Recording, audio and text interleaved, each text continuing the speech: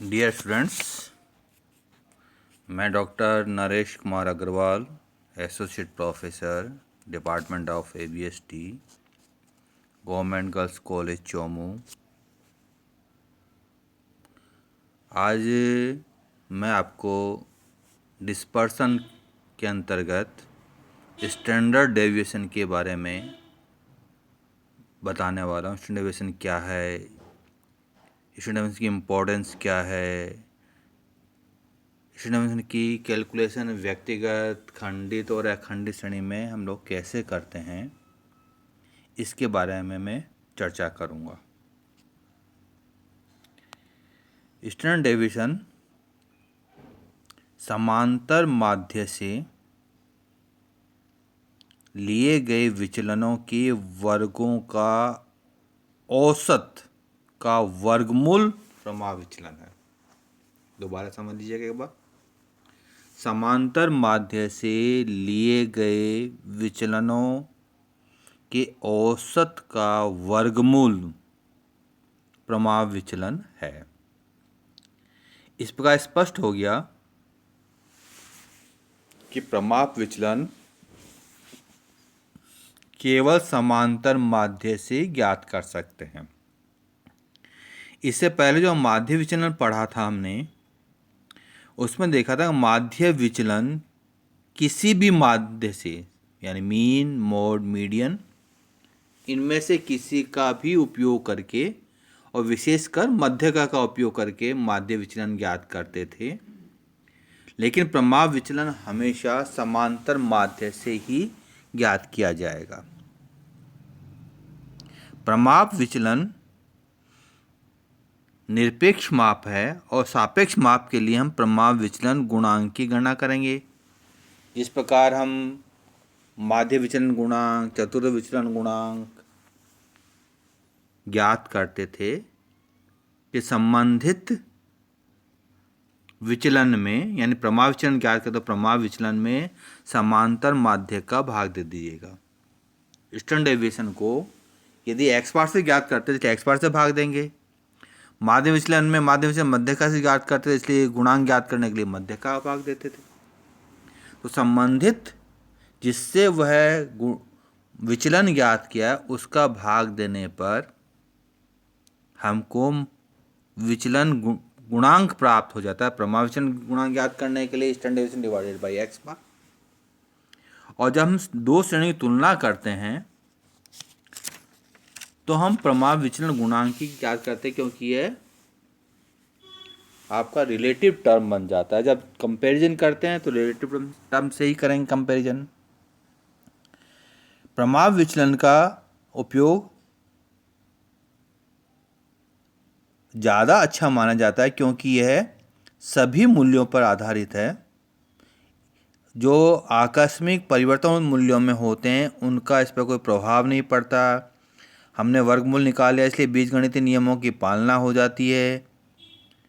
इस कारण से इसको अच्छा माप माना जाता है। और जो दोष के माने जाते हैं, एक तो इसमें जो एक्सट्रीम वैल्यूज़ हैं इनको इम्पोर्टेंस अधिक दी जाती है और तुलना से कैलकुलेशन थोड़ी सी ज़्यादा लंबी होती है। इसके अलावा इस प्रमाप विचलन की और कोई प्रॉब्लम हमारे सामने नहीं है।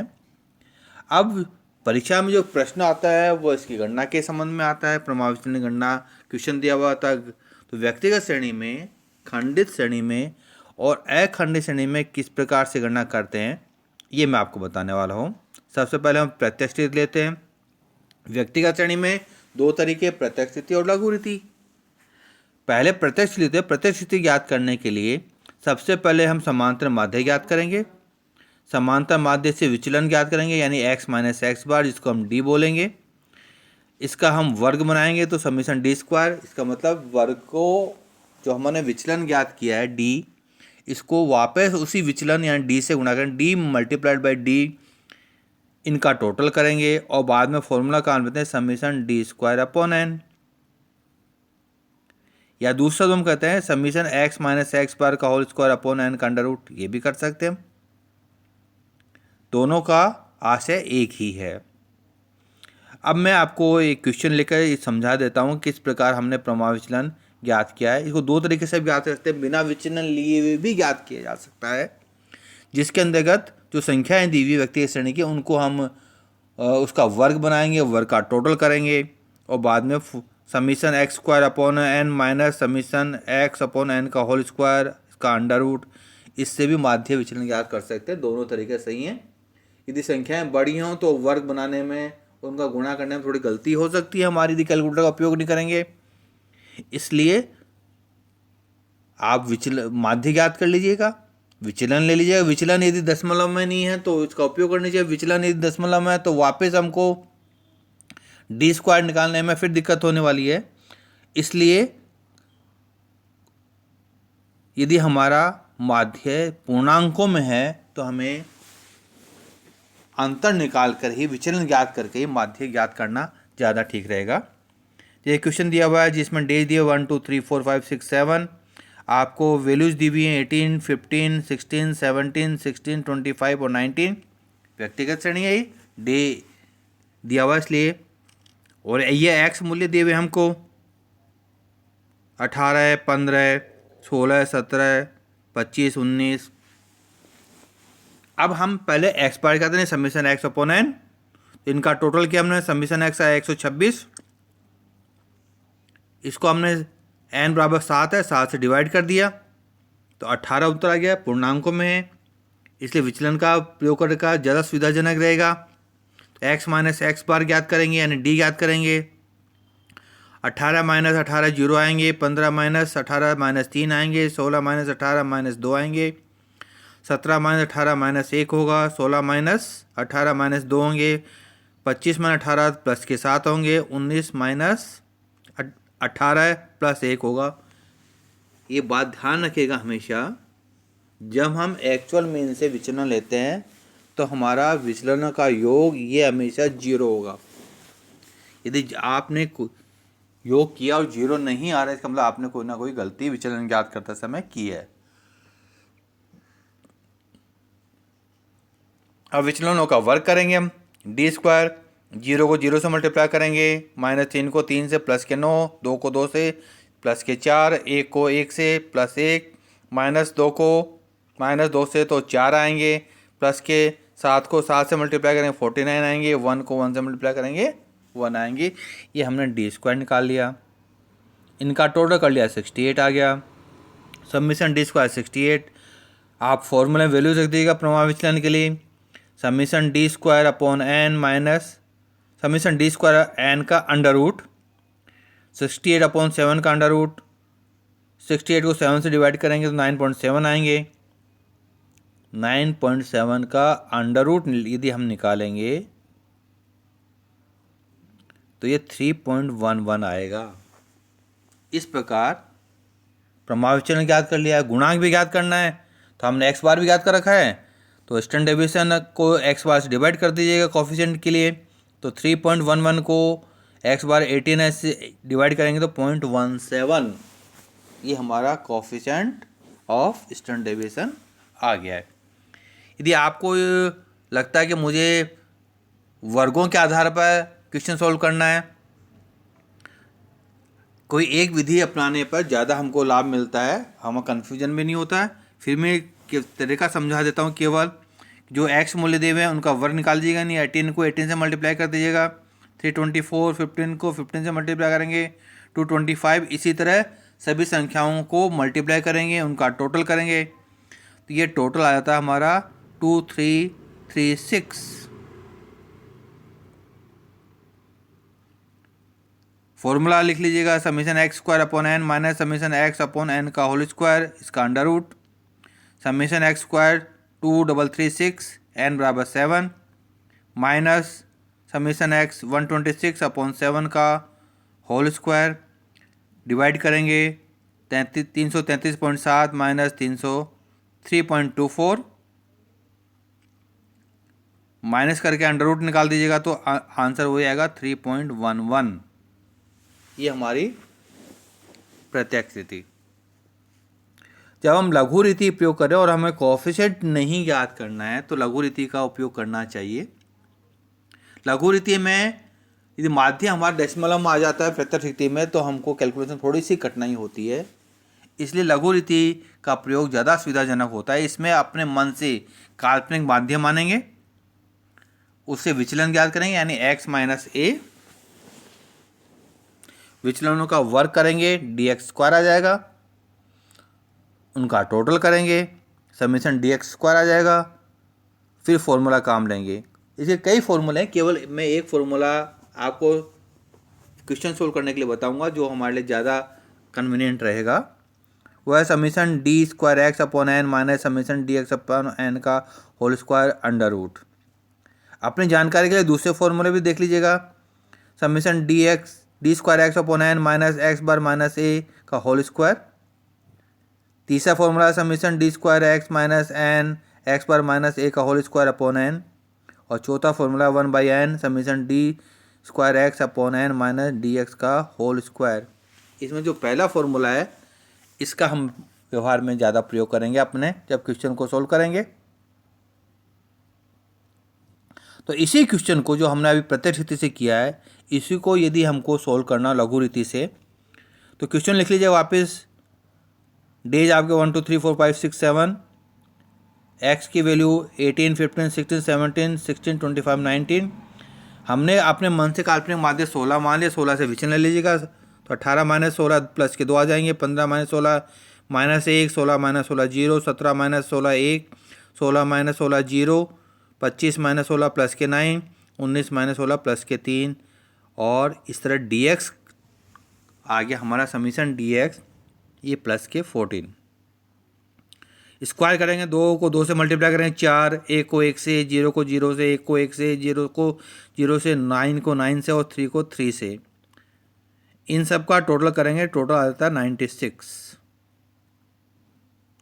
फॉर्मूला लिख दीजिएगा summation d x square upon n minus d x upon n का whole square. 96 upon 7 minus 14 upon 7 का होल स्क्वायर। 96 को 7 से डिवाइड करेंगे तो हमारी संख्या आ जाएगी 1.714 माइनस 14 को 2 से डिवाइड करेंगे तो 2 आ जाएंगे, इनका अंडर रूट निकाल देंगे, इसका स्क्वायर करेंगे 1.74 माइनस 4, इसका अंडर रूट निकालने पर संख्या आ जाएगी 3.11। आपने प्रत्यक्ष रीति में देखा था, हमारा आंसर यही था। इस प्रकार चाहे हम प्रत्यक्ष रीति से करें लघु रीति से करें, दोनों से आंसर हमारा सेम आएगा। हम खंडित श्रेणी में पढ़ लेते हैं। खंडित श्रेणी में माध्य ज्ञात प्रमाण विचलन ज्ञात करने के वही 2 तरीके हैं, प्रत्यक्ष रीति और लघु रीति। प्रत्यक्ष रीति में पहले x बार ज्ञात करेंगे, उससे विचलन ज्ञात करेंगे, विचलनों को गुणा करेंगे, आवृत्ति उससे मल्टीप्लाई करेंगे और n से डिवाइड कर देंगे, उसका अंडर रूट निकाल लेंगे। यानी फॉर्मूला होगा summation f d square x upon n का होल स्क्वायर।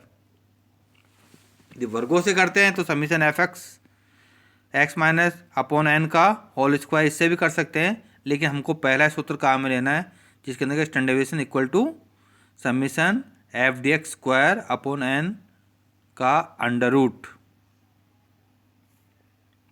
और लघु रीति काम में लेनी है तो काल्पनिक माध्यम मान लीजिएगा, काल्पनिक माध्यम से विचलन ले लीजिएगा, विचलनों को आवृत्ति से गुणा कर दीजिएगा, उस गुणनफल को पुनः आवृत्ति से गुणा कर दीजिएगा और फॉर्मूला काम ले लीजिएगा। एक ही फॉर्मूला बता रहा हूँ, summation f d square x upon n minus f d x upon n का होल स्क्वायर, इसका अंडर रूट।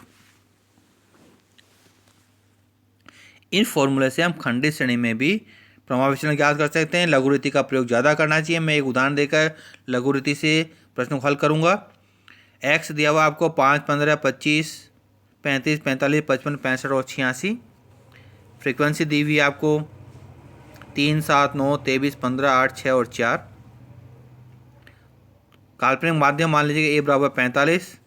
विचलन ज्ञात करेंगे 5 माइनस 45 माइनस के 40, 15 minus 45 minus 30, 25 minus 45 minus 20, 35 minus 45 minus 10, 45 minus 45 0, 55 में 45 कम करेंगे प्लस के 10, 65 में 45 कम करेंगे प्लस के 20 और 38 में कम करेंगे तो 45, 41। ये जो विचलन dx याद किया है इसको फ्रीक्वेंसी से मल्टीप्लाई कर दीजिएगा। -40 को 3 से मल्टीप्लाई करेंगे तो माइनस के 120, -30 को 7 से मल्टीप्लाई करेंगे माइनस के 210, -20 को 9 से मल्टीप्लाई करेंगे -180, -10 को 23 से मल्टीप्लाई करेंगे -230, 15 को 0 से मल्टीप्लाई करेंगे 0, 8 को 10 से मल्टीप्लाई करेंगे 80, 20 को 6 से मल्टीप्लाई करेंगे 120, 41 को 4 से मल्टीप्लाई करेंगे 164। एफडीएक्स स्क्वायर याद करने के लिए जो हमने एफडीएक्स याद किया है इसको पुनः डीएक्स से गुणा कर दीजिएगा।